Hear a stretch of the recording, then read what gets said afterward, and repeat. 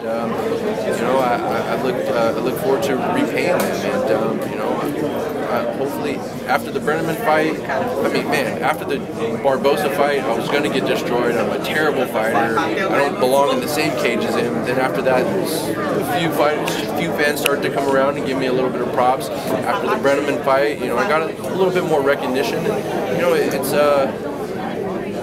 sooner or later people are going to understand that I'm a really talented fighter. You know, if you just ask some of the best fighters in the world that just happen to be my teammates, they'll tell you just how tough I am and how good I am. It's just been a process for me. You know, like I said, you know, I just scratched the surface, and I'm getting better every day. Give us the inside scoop on TJ. How's he looking versus last time, and what's it going to take to get this done? TJ's looking better than he did last time. And, you know, I've had the pleasure and the opportunity to work with him on a daily basis, you know, in practice every day, and he's been helping me out. And, you know, I feel like he knows the bank system more than anyone does. And, with him having the championship belt has boosted his confidence, and he was already a really talented fighter. Now he's got a chest full of confidence, which makes him even more dangerous.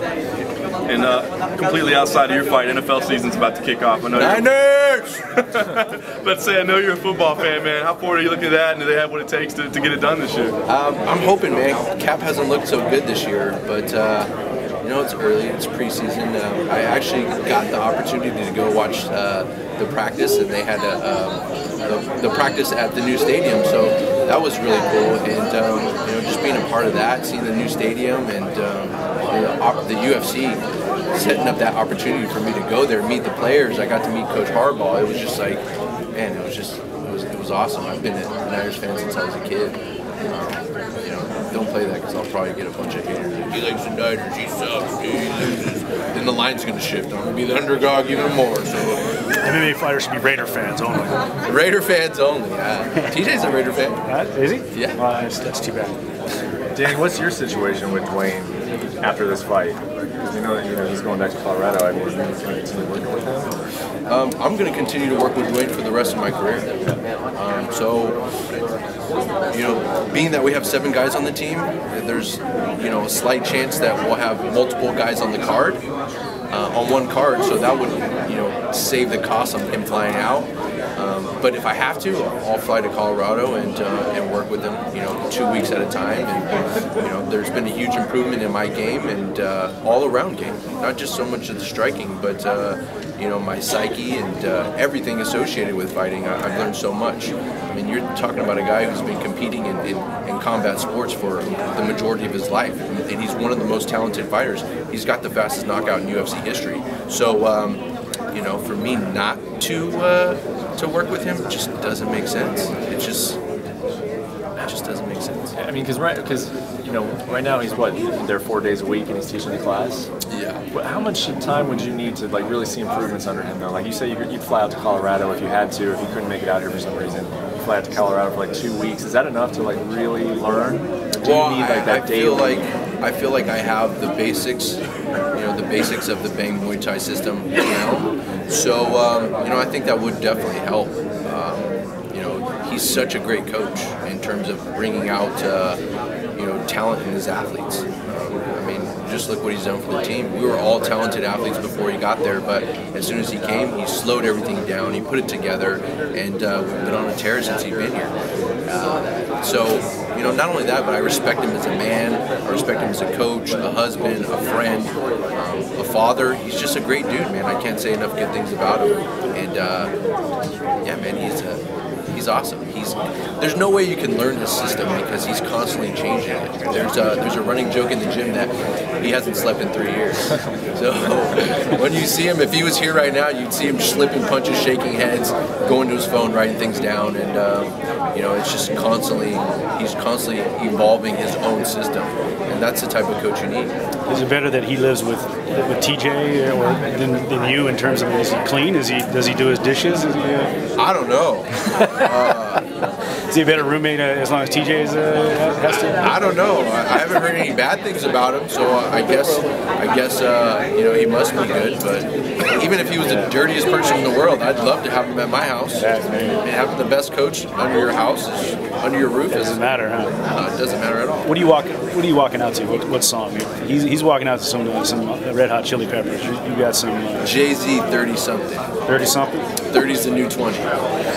I just turned 35 Monday. Yeah, I know. So, you've been in the fight game for a while. I mean, what does this mean to be basically co-main and in your hometown fighting? It means everything, man. It's the culmination of 6 years of hard work. You know, I can remember my first fight in the WEC. I walked into the office. I met Bert for the first time. They gave me $500 cash. I was like, wait a minute, this is more than I made in my first fight, and that's just my meal money. So unfortunately, it hasn't changed. It's stayed the same way for the last 6 years. There's only been $500, and I'm waiting for the inflation to kick in. Is that why you think you've been around? You're so cheap? Yeah. But it's just been a great experience, and you know, everything that I've gained from being the co-main event, all these special events that I've been doing, all the extra media, like I feel like I was built for this. I've been following my teammates around. I'd go to their fight weeks and I'd understand what they've gone through. So that's kind of like, it was kind of like junior college, I guess, you know, prepping me for this moment. And you know, I've had some setbacks in those 18 fights, a few losses. You know, some really embarrassing losses, and everything that I've gone through in the last 6 years has you know, prepared me for this. So I'm ready, man. As you can see, it's like I'm a natural right now. This is where I belong. I belong on the main card. I belong here. What do you see after this? If you beat Tony Ferguson, what's the next step? Well, I'll leave that to Joe Silva. You know, I'm hoping it's a dominant victory, and you know, they bump me to that top 15. And then I get a fight with someone in the top 10. You know, I mean, advancement's what everyone wants in their career. It doesn't matter if you're a professional fighter or you're working in the mailroom or a garbage man. You want to advance, and that's what I want. You've been in the, like we were talking about, you've been in the fight game a long time. You have a side business, the hot Pilates. Like, how important is that to branch out, you know, in the fight game? You know, it's a rough business to make a living. How important is that, the business side of things? Well, I think me in general, I just kind of set goals for myself, and you know, I've always wanted to work for myself. I mean, there was a stretch of 4 years where I was working for someone else, working a sales and marketing job, and I hated it. While you're fighting? No, before. Oh, before. Yeah, I got a late start in the game. I started my first day of training when I was 28 years old. You know, so. And then 8 months later, I'm in the WEC. So I've been playing catch up against some of the best fighters in the world.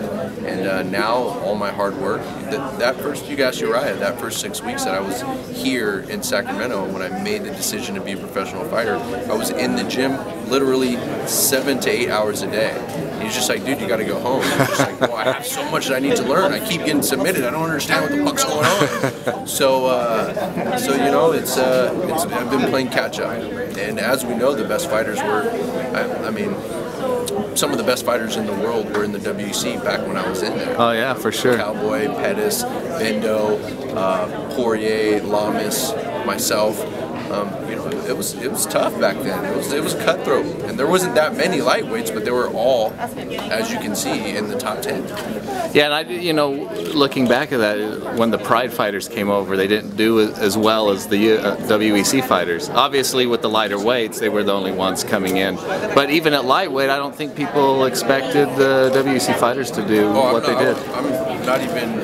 You rewind back 4 years ago. I'm not even supposed to be here. You know, you know, I don't deserve to be in the UFC. I would get eaten up and I would get destroyed. But you know, I'm 7-3, and 2 of those losses were, you know, I was on the wrong end of him. You know, I was winning those first rounds. You can't really go back and talk about when you were kind of winning a fight. You know, I lost those fights. I'm 7-3 right now, and you know, I fought the who's who throughout my career. What do you attribute your longevity to? I mean, obviously, you know, you have to take care of yourself. Is there anything specific you do in your lifestyle or to stay, you know, injury free? Or if there's anything such as that.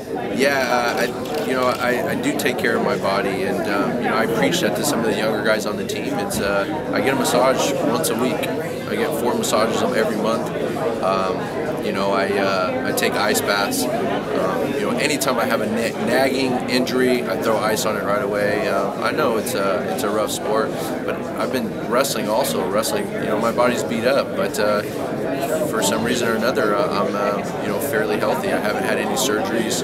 The only broken bones I've had were in fights. You know, I've had 3 broken hands throughout my career, 2 in one fight actually, and you know, I've been knock on wood, but I've been good. Anything the hot Pilates, does that add to it? Also, you know, we also have TRX, and I think the smaller muscles that you use in hot Pilates definitely helps aid with recovery. It helps strengthen some of those major muscles, because I mean, you can do a squat, but the muscles associated with those squat muscles never get hit, never get touched.